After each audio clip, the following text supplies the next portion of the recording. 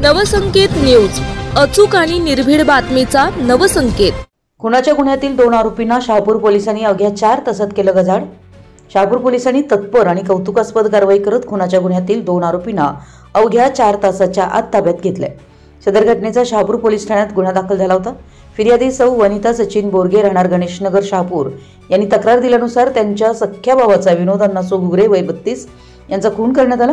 आरोपी संतोष दशरथ मागे उर्फ संतोष वसंत नागणे वय 38 व संजय दशरथ पागे वय 36 दोघे राहणार गणेशनगर शहापूर यांनी वैयक्तिक कारणातून झालेल्या वादातून दगडी वरवंट्याने वार करून विनोद घुगरे यांचा मृत्यू घडवून आणल्याचं प्राथमिक तपासात स्पष्ट झालंय।